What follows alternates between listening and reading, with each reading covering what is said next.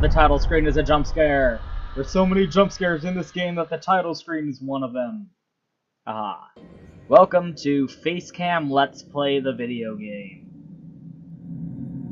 Fucking Let's Players are idiots. We're starting a new game. And hey look!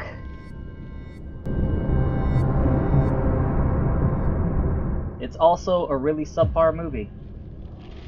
So yes, Until Dawn is an entry into a genre that I like to call consequence narrative.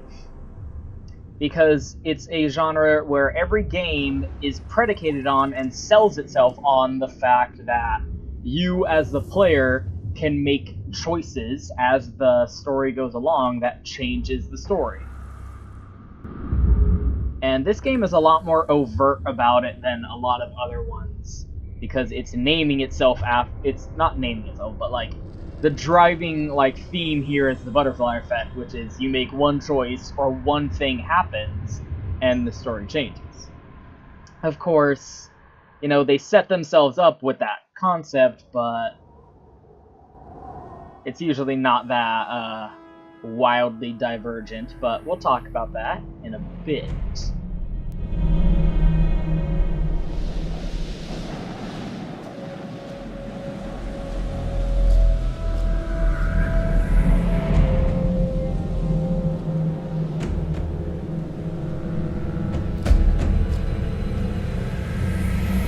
Oh, scary machete man.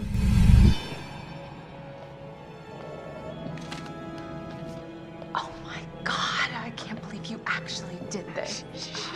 Don't you guys think this is a little bit rude? Oh, come on. She deserves it. It is not her fault that she has a huge crush on Mike. Hannah's been making the moves on him. I'm just looking out for my girl, Em. Just because he's class prez doesn't mean he belongs to everyone. Mike is my man. Hey, Em, I'm not anybody's man. Whatever you say, darling.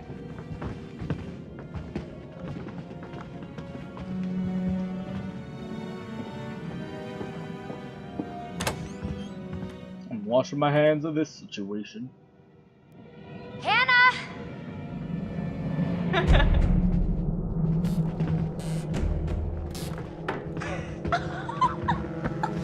She's here. Shh, shh. Mike.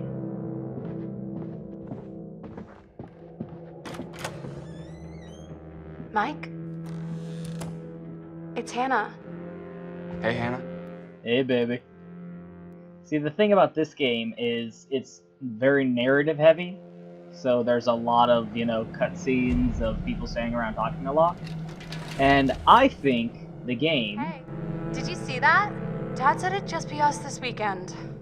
this story, and these characters, and these performances that the actors give are good enough that I'm going to try and respect them by not talking over the cutscenes.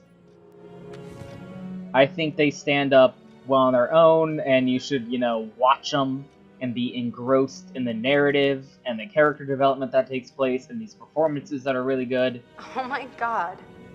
What did our naive sister get herself into now? So, less talking over cutscenes during this than there might normally be. There is still plenty to talk about, though. Don't worry. But, you know, try and watch this game, these videos, like, full screen, you know, with headphones on, get engrossed into the atmosphere. Jeez, Josh. Once again, brother, you've outdone us all. Who talks like this? Our naive sister. I got your note. Glad you can make it.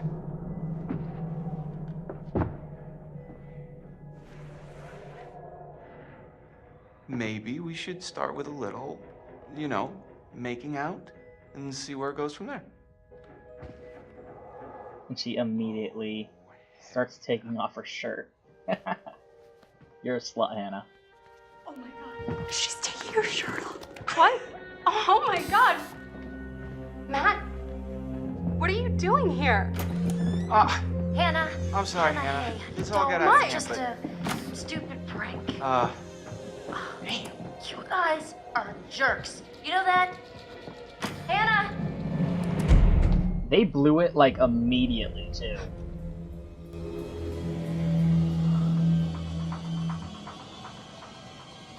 I've never woken Josh up, and I'm not going to start now. Guys, there's someone outside.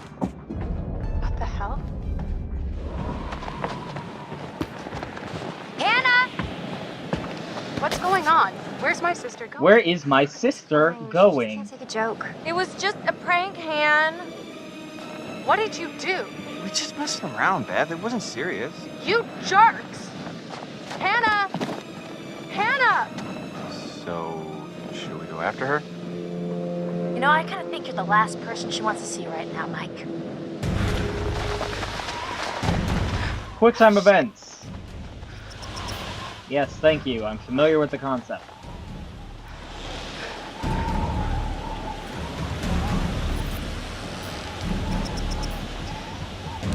Look at these butterfly choices I'm making. They're changing the narrative right before my eyes.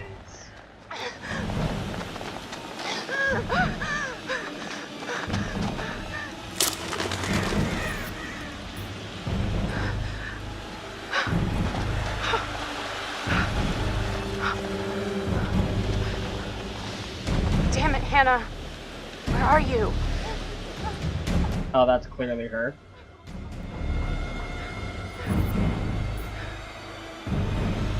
I mean, we just saw her run off in this way here, so...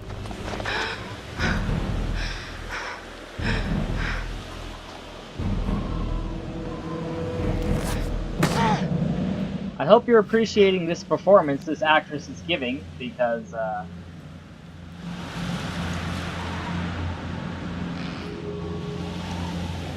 Hannah! you know, soak it in, really savor the facial expressions and vocal inflections. Dear! Yeah, this game fucking loves jump scares, by the way. I hope you don't have heart palpitations, because there's gonna be a shit ton of jump scares in this fucking game. Alright. Spoiler totem. Yeah. So these are one of the collectibles in the game. They're called totems. And they give you glimpses into the future. I'll talk about them in a bit later, but I'm going to tell you this right now. I'm not going to collect any of these after this first one. Because they give glimpses into the future, meaning they're spoiler totems. They literally give spoilers about events that'll happen later in the game, and I don't want people to get spoiled. So, not collecting any more of those. The very first one we get is a massive spoiler, so try and put that out of your mind. Oh, what the heck is that? Hannah!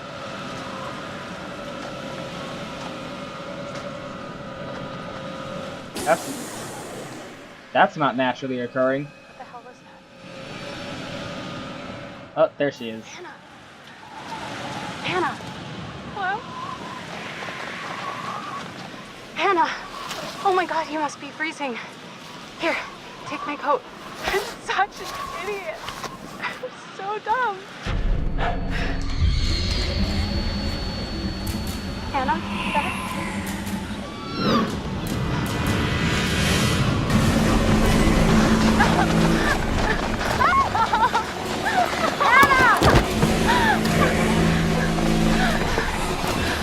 Come on, you stupid white bitch, falling all over the place.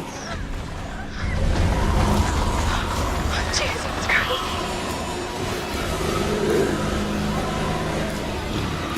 Oh well, what's the worst that can happen as we slowly back away off of the ledge?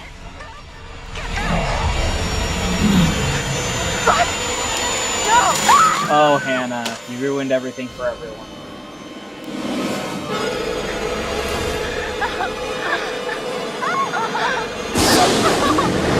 Hold on! Hold on!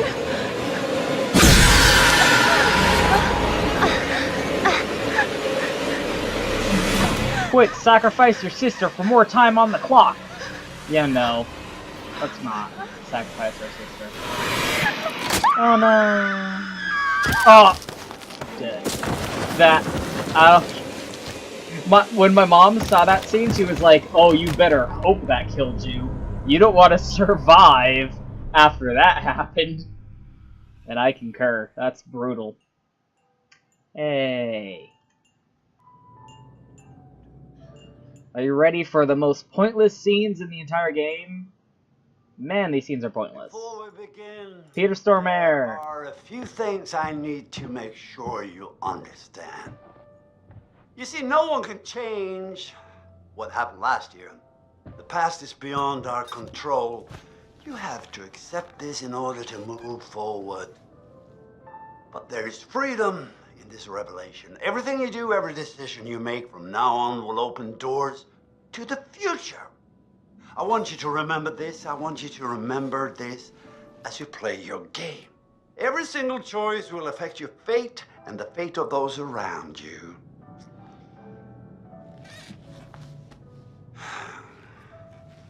So, you have committed to commence with this game. This is significant, and I want to help you see it through. Sometimes these things can be a little scary, even terrifying, but I'm here to make sure that no matter how upsetting things may get, you will always find a way to work through it. All right. We will start with a simple exercise. Could you please pick up a card?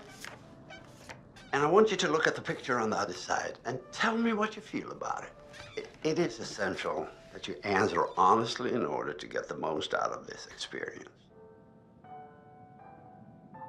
Oh, it's so meta, you guys. It's like he's talking right to us, the player.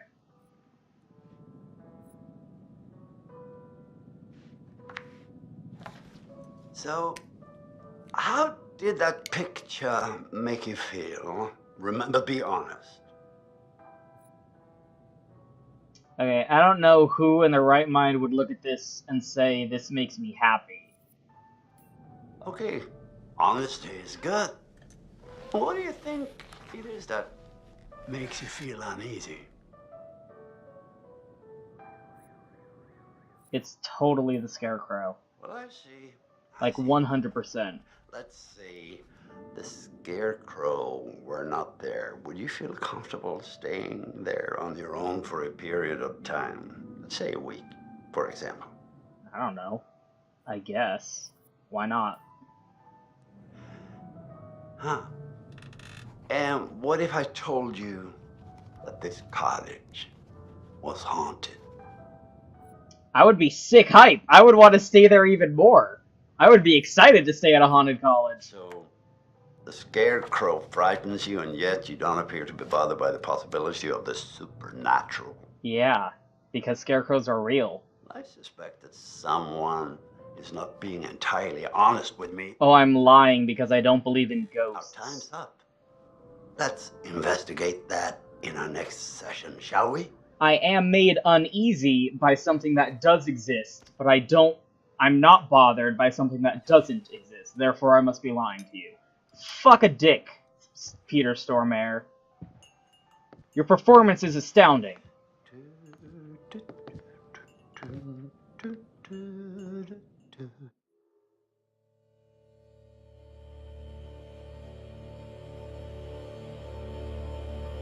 Oh, death. Oh, death. Won't you spare me over for another year? Pretty good cover, but I still enjoy the one from Call of Juarez Gunslinger more. Anyway, Until Dawn. The thing about consequence narrative games is, I would say they began with Indigo Prophecy. I don't know if you remember or heard of Indigo Prophecy before, but that was one of them David Cage games. David Cage, who went on to make Heavy Rain and Beyond Two Souls. And at the time, Indigo Prophecy was pretty novel. You know, it was pretty unique, and it took a lot of people by interest, even though it sort of shit the bed by the second act. And all of David Cage's games are really pretty bad. But that style of an interactive narrative where your choices change the story. Today is the one-year anniversary of the dreadful tragedy that took place on Mount Washington. Annie Klein was in charge of the investigation. Thanks for having me, Marty. Listeners, an update on Hannah and Beth Washington, the twins who are still missing. 1 year ago tonight, the Washington... Okay, if you're missing for a year, you're not missing anymore. You're fucking dead. Not officially. You can be missing for a couple months, but if it's been a year, you're fucking dead. The end. History with the Washington family. He had warned them against pursuing their construction project and claimed the land was sacred to his forefathers. You know, there is still the old sanatorium on the mountain. Could he be hiding there? My officers did search the grounds, but the girls themselves couldn't have made it that far. Something about that mountain seems to breed tragic events. More than you know, Marty. Well, thank you for joining us, Annie. With all the Washingtons tonight, their son Josh, on this, the anniversary of the mysterious disappearance of Hannah and Beth Washington. Well, hello, friends and fans. All right, let's do that again. All right. Well, hello, friends and fans. It's beyond awesome to have you guys all back this year. First off, I gotta say, I am super excited to welcome all my pals back to the annual Blackwood Winter Getaway. Ah! So, let me just let you know, let's take a moment to address the elephant in the room for a second. I know you're all probably worried about me, and I know it's gonna be tough on all of us going back after what happened last year, but I just want you all to know, it means so much to me that we're doing this, and that I know it would mean so much to Hannah and Beth that we're all still here together, and I'm thinking of them. I really want to spend some quality time with each and every one of you, and just share some moments that we'll never forget for the sake of my sisters, and, you know. Okay, so let's party like we're fucking porn stars, okay? And make this one trip we will never forget, alright? Yes! The thing about the David Cage games is they did inspire a lot of people. Telltale, when they made Walking Dead Season 1, said that they were heavily inspired by Heavy Rain. They said they wanted to make a game like Heavy Rain. And then Telltale style games really took off, and they really started to define that genre. And there is a distinct difference between David Cage style games and Telltale style games. I would say this game more follows the Quantic Dream David Cage method than the Telltale method, but I would still consider them all the same genre of consequence narratives. Because they all, again, frame themselves off of, oh, if you make this choice, then the story will completely change. When, again, in reality, the writers and the writers and directors and whatnot can't really accommodate for that many expansive changes. Right? I mean, at the end of the day, if you want to be realistic, Sam, Hannah's best friend, or more like the closest thing Hannah had to a friend, she's diligent, considerate, and adventurous. Hello? Someone there?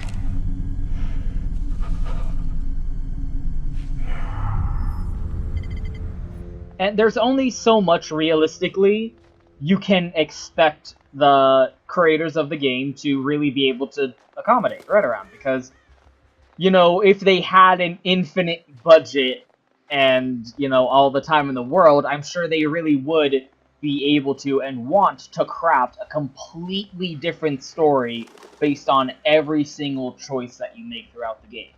But realistically speaking, they wrote a story. What? Damn it. Fucking. God damn it. Go away. How frustrating. They wrote a story, and they will, you know, accommodate variations.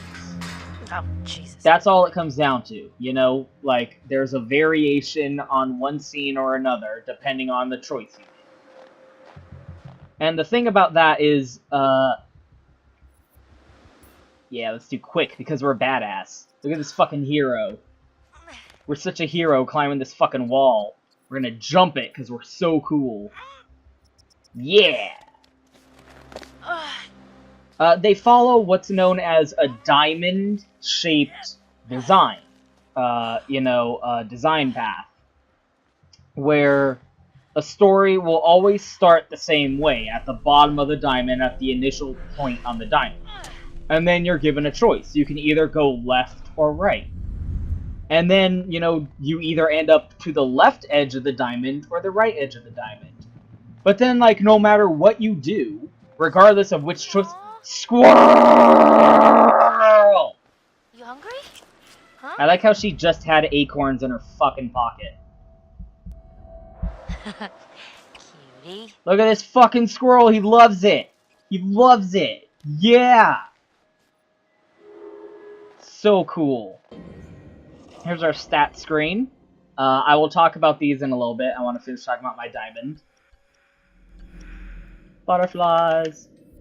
Is no matter whether you chose left or right, either way, both ways, you're going to end up back converging at the top of the diamond. Because they wrote their story, you know? And now the best, and like, it's not always that simple, that's just the most simplistic way to simplify it. To, you know, describe it to the layman. Where you can go, you know, you got the beginning, and then you go left or right, and then it converges again. The best of these games will tend to, you know, have offshoots from their offshoots. You can think of the entire game as one big diamond, and then as you play it, there's a bunch of tiny diamonds inside the big diamond. It'll always begin the same way, and it'll always, generally speaking, have the same ending. And it's just, you know, the path you took to get there along the way that changes. And the worst examples of this genre, again, they're tutorializing this, I'm going to avoid them because the point of these is, the point of these is to help you make the right choice. Because unlike a lot of games like this, where it's like, oh, it's just telling your story, this game is very heavily inspired by teen horror movies. And what are teen horror movies defined by but a bunch of teenagers getting fucking wrecked? Getting fucking killed left and right by serial killers and shit like that. By fucking Jason. I'm not going to be collecting any more totems after that one because I don't want them to spoil.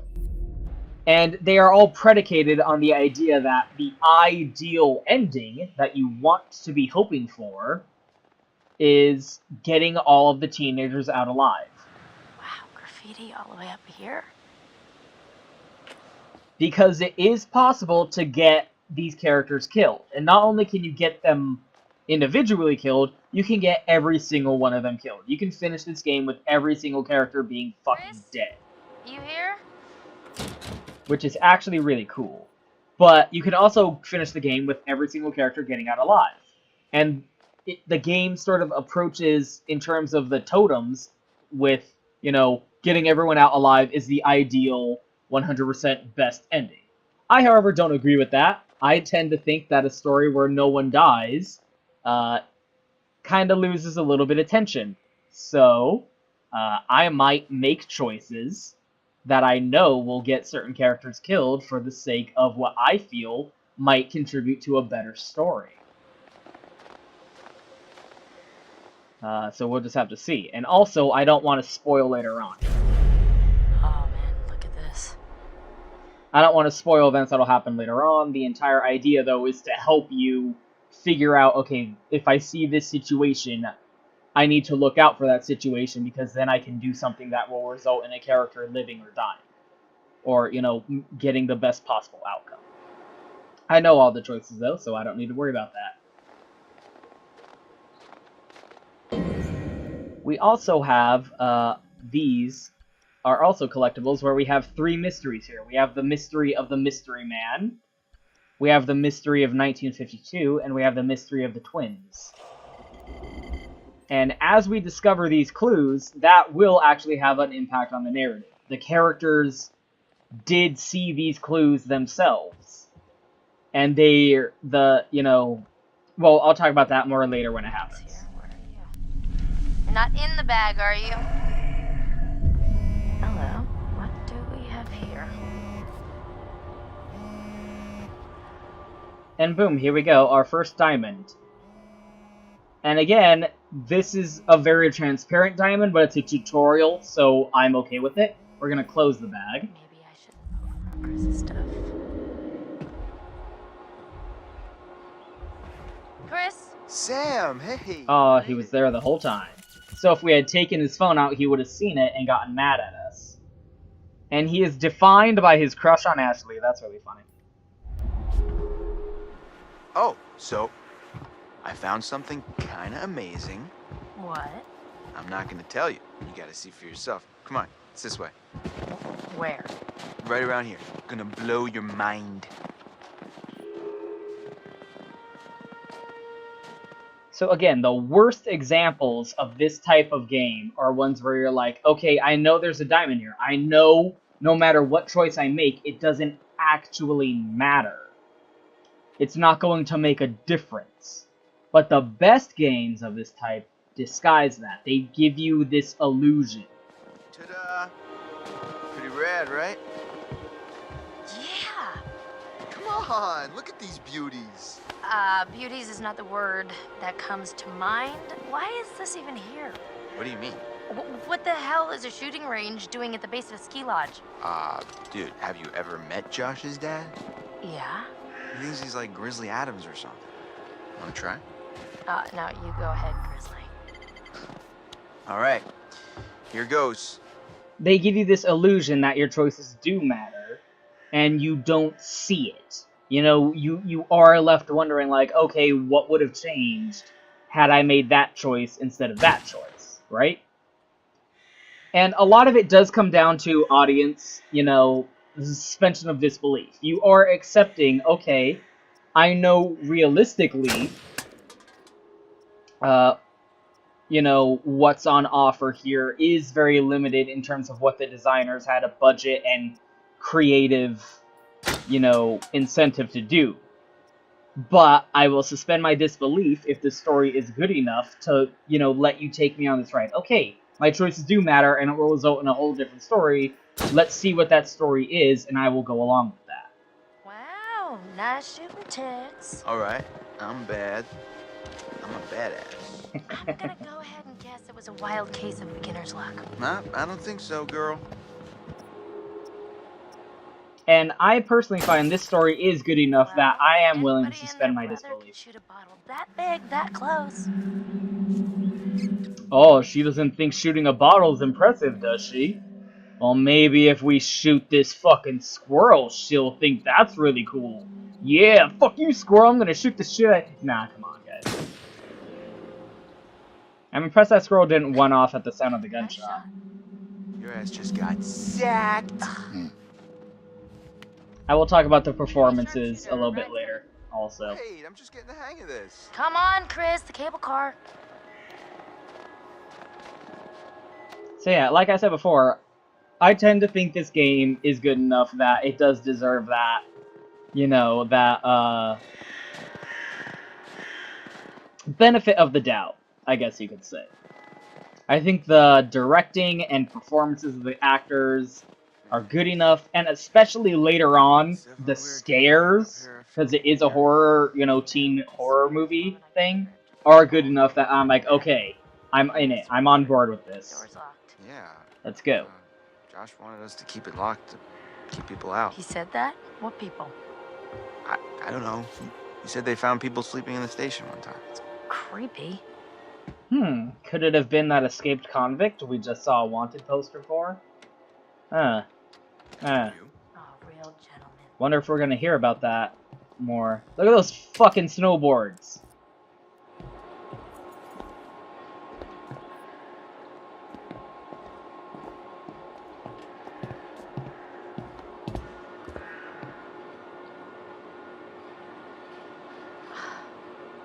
And I thought the car was closer. You can see it off in the distance I there. was trying to get the appeal of killing time at the shooting range. How long is this gonna take? It's a big mountain. Hotel and sanatorium. I don't think that's a good arrangement Crazy for place to set anyone. up house. No matter how rich you are. I'm not so rich. I don't think the, guests at the hotel are going to be happy with that, nor the patients at the sanatorium. Hey, look. A camera looking at a bathtub. Oh, it changed. That's weird.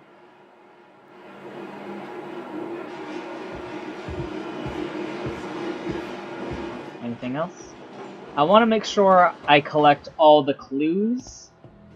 So there are going to be times where I'm kind of wandering around. I do tend to forget where the clues might be. I was gonna stay here and catch some Z's, But it is beneficial to collect all the clues for the sake of the story.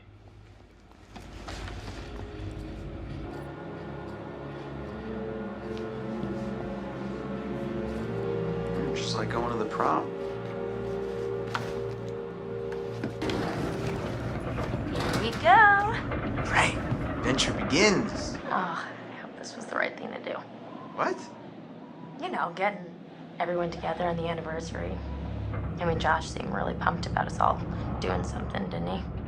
Yeah, no, he definitely did. I haven't seen him so excited about something in forever. Good, good. It's hard to tell with him, and I've kind of been worried. No, it was a good idea. I hope everyone else feels the same way. We're all here, aren't we? Thanks, bro. Good talk. You know what? Let's just stop talking about what happened and enjoy the trip. You know what? You're right. You know how Josh and I met? No. Okay, 3rd grade. Josh sat in the back of the room, I sat in the front. We didn't even know each other existed. But the kid sitting next to Josh started strap-snapping the training bra on the girl in front of him, so the teacher made him move to the front, where I was sitting. Okay, so? So I got moved to the back. And next to Josh. That's how we met. Oh, butterfly effect, get it? To this day. A match made in heaven. If it weren't for the fact that Jeannie Simmons hit puberty like 3 years early. Get it, you guys? He decided to wear a low-cut shirt that showed off her training bra. I mean, who knows? You could be riding in this cable car alone. Right now. Or talking to some other person entirely. Boom. Oh, fuck you. Butterfly effect. Shut the fuck up, video game. You're not as clever as you think you are. You're pretty clever, though. You're pretty clever, though.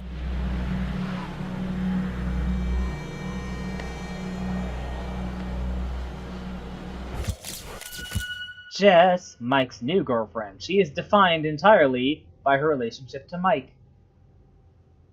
What does irreverent mean? Does it mean cunt? Oh boy. But she's a little bit of a Time to cunt. meet and greet. I don't know if you remember, but she was the person who orchestrated the prank on Hannah a year ago. What the hell? Jump scares! Jessica, over here. Are you guys having a really weird stroke? We're stuck in this stupid thing. Can you please let us out? Pretty please? Nah. Maybe I should, but what if I... Tutorials. Oh my god. I thought we were goners. Another 10 minutes in there and I would have chewed off my own leg. Oh, sick, Chris. Look, got a lot of meat on my bones. This is all muscle down here. Yeah, right. Hey, Well, what do we have Chris. here? My goodness. Seems that someone has a little crush on our good friend and dear class See, up there, talk about the butterfly effect. This is what tracks the choices we make throughout the game. All these different choices. These are the diamonds. It has a whole page showing off all of its diamonds, which I think is really cute. Sam respected Chris' privacy. Chris was happy to see Sam, and he continued to trust Sam. If we had looked, then he would have saw it, and he would have been like, "What the fuck?" And he would have bad-mouthed us. He would have bad-mouthed Sam to Jess, and that is the extent of that diamond. It'll go, make your choice. That choice will have that consequence, and then that's the end. It doesn't really affect anything beyond that. But it is just a tutorial choice. And then we got, you know, don't shoot the squirrel. Nature remains in balance. That's so cool.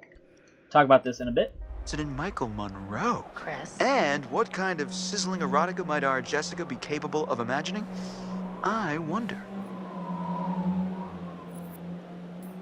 Mike and Em split.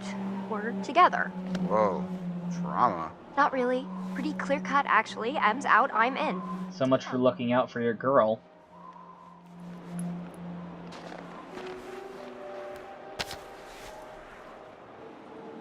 Alright, let's just get up to the lodge already. It's getting tired of all this nature. Status updated. We're more honest, but our charitability, funny, bravery, and romance went down. Our relationship with Chris went up, but our relationship with Sam went down. That doesn't make any fucking sense based on the choice we just made, but whatever. You guys go ahead. I'm just gonna wait here for a bit. See who else is coming. You mean Mike? What? I mean, you know, whoever. Uh-huh. Sam? Did you see this view? I mean, holy cow. Our graphics are so good, you guys. Stop and take it all in. Look at how cool our graphics engine is. Seriously, couldn't they have built the lodge like right where the cable car ends? Emily, mega cunt. Intelligent, resourceful, and persuasive. It's failing to mention that she is a huge bitch. I don't think it would have been like as pretty. Motivated, ambitious, active, and a total doormat, as you will see. You know. And where's the bellboy when you need one? LOL. So, this screen. I want to talk about this a little bit. This is actually completely meaningless. This affects nothing, in terms of gameplay at least. You might be looking at this and thinking like, okay, so the choices you make affect your stats. You might make a choice that, you know, raises your honesty, or lowers it, and so later on in the game, depending on your honesty trait or stats, a choice might come up or it might not, where, hey, if you're honest enough, you can tell them this, but if you're not honest enough, that won't be available to you, and that'll change the story. Oh. No, it doesn't matter. It doesn't actually affect anything. If anything, it's more of a, you know, results screen that tracks the choices you did make. It doesn't actually affect choices anywhere down the line. The choices, like the consequences, are completely event flag based. It's based on previous choices, not traits or statuses. What this does do, I think, is more of a character development thing. Because, you know, if you look, the little white bars on there, where the lines are, the bar will either go up or down, but that white line will always stay the same. Now, if you want to be charitable, you could argue that that white line represents how these characters see themselves. Their idealized version of themselves is someone who is honest or charitable and romantic and curious, but they can accept that they're not very funny or brave. But how someone views themselves and the relationship to others is very different to how they will actually behave and what relationships actually persevere and what personality traits they exhibit actually come out, you know, when the chips are down and it's time to step up. People might end up being very different from who they thought they'd be. So, it is kind of fun checking back in on this screen Especially later on when the shit really starts to go crazy. And we start to see who these people really are. But that's me being extremely generous because I like this game. As I said, that screen, completely pointless and meaningless. Getting chills. We're almost there. No, I'm getting kind of creeped out. Oh, yeah. That too. Weird seeing everyone up here again. I mean, what do you think? Jesus! Fucking jump scares are stupid. Intelligent, driven, persuasive. Everyone's intelligent. Yeah. Mexican. You guys. Michael! You really should have seen your faces right there. Dude, I almost clocked you just now. Nice one. Michael, you're a jerk. Come on. Guys, we're all friends here, right? No need for violence, just a little harmless fun. We're up in the woods, it's spooky. Come on, let's get into the spirit of things. The spirit of things? Seriously? What's wrong with you? Just trying to lighten the mood, Em. Don't be like that. Like what? The way you're being, you always get like this. The reason we broke up. Michael, I'm just gonna lay it out. Otherwise, this whole weekend's gonna suck ass for everyone. This is super awkward, and we all know it. Let's just acknowledge it now and move on, okay? Matt. I hear you, man. I get it. I don't want to make this weird. Cool. So we're good? What changed? Our relationship with Emily went down, but our relationship with Mike went up. All good? You guys gonna make out now? Oh my god, totally. We're so gonna make out. No, seriously. I'm gonna go check on the cable car back down the trip. All right. See you, man. See ya. All right. I like See ya. Matt. He's a stupid asshole. Oh, crap. What? Hey, could you take these the rest of the way? The bags? Yeah, just all the bags. Why? I need to go find Sam. Okay. Sorry, I really need to go find her. I totally forgot I needed to talk to her before we get all the way up there. This really can't wait.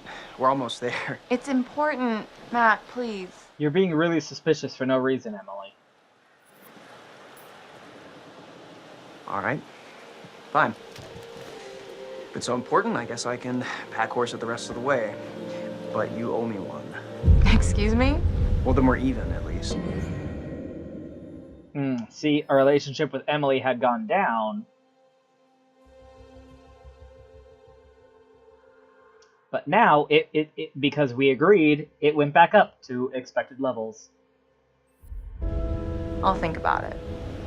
Just be careful. See you up there, sweetie. Thank you. Yeah, Matt's gonna be a little bit of a doormat. But for reasons I'll get to later, we're gonna have to regulate that a little bit.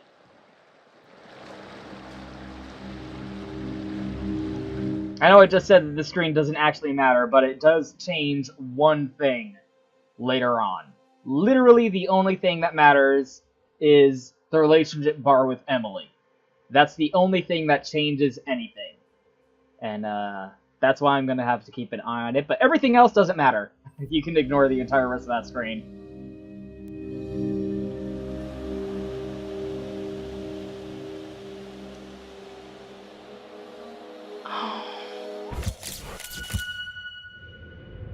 Oh, the mutual crush. Mutual crushes. Academic, inquisitive, and forthright? I can't read words. Dun dun dun. Oh, hello. Somebody's getting a little friendly. And not in the friend zone kind of way. They might need to check the expiration date on their big breakup.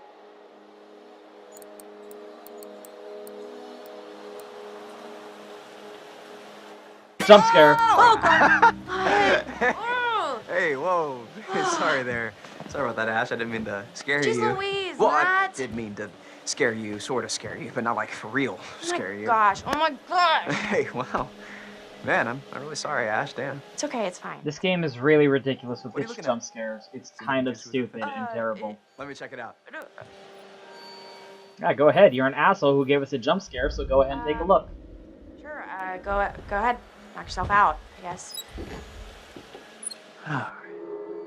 Son of a bitch! Seriously, Emily? What the hell, man? Hey, listen, it's probably nothing. Nothing, you think? Well, yeah. Is it ever just nothing with him? Ever? I don't know. Damn it. Personally, I think that's a little bit of an overreaction. I mean, they did used to date, and all we saw them doing was hug.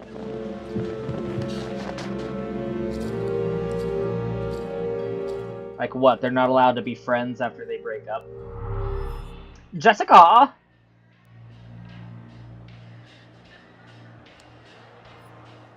Yeah, Jessica seems like the person who would read a book to pass the time. Right.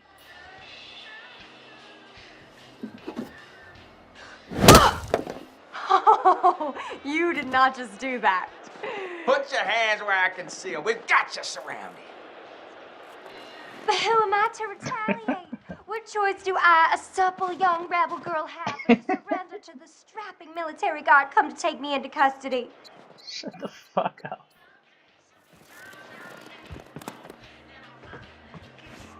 Well, I don't know when you put it like that. Hey! Suck it! Oh! Great. Owned. Hey, you know that? Where are you hiding, little chicken? We're gonna whoop your fucking ass with snowballs, buddy. Oh! Aw. Hey! Oh shit, duck that. Bird! Where have we seen this before? Hello? Come on.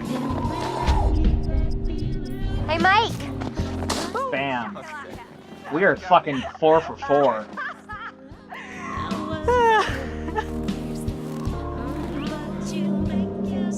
Sometimes doing nothing is the right thing to do! You can't hide from me, Michael. I know all your tricks. Oh!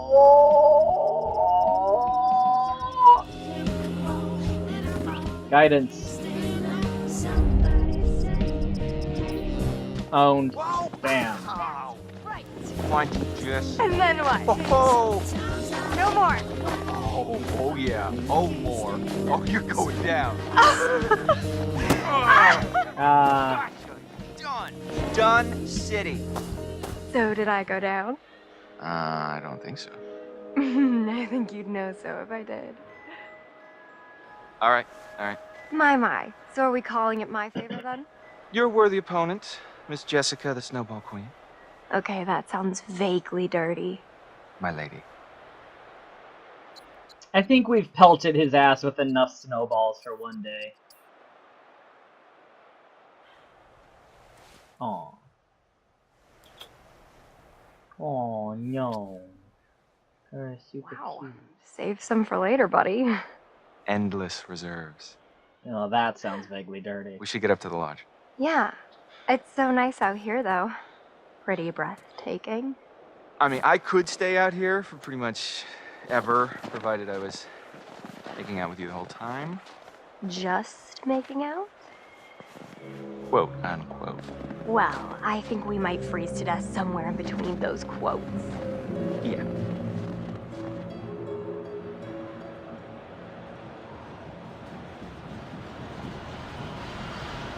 Oh, the cable car returns! With someone inside of it! I actually don't know who that is on there. Oh, hey, it's the worst part of the game again. Hello again. Your performance is great, Peter Stormare. How are we feeling? I believe that in our last session, you were not completely honest with me. Yeah, I don't believe in ghosts. With years of experience, you don't think you can mislead me. This time, Also, ghosts are stupid. we're going to try to understand the root of your anxiety. I have an anxiety about fucking really bad gameplay mechanics. You will see a set of pictures and symbols. I want you to identify which image in each set makes you the most anxious. Honestly, they could eject these sequences from the game entirely, and it would do nothing but, you know, be better. Agoraphobia, baby! I'm not scared of flying at all. Way scared of heights, though. Ironic, right? Okay, that's clearly a rattlesnake. So yeah, poison snakes scare me.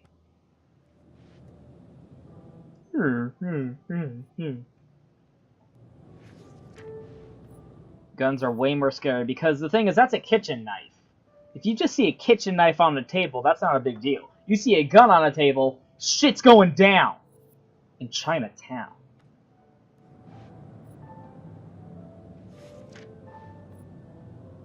I'm not afraid of cockroaches. I don't like them.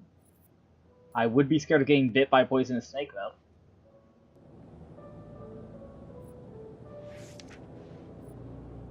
Let's be consistent. I told you last time, I'm scared of scarecrows, so let's be honest. And continue with that narrative.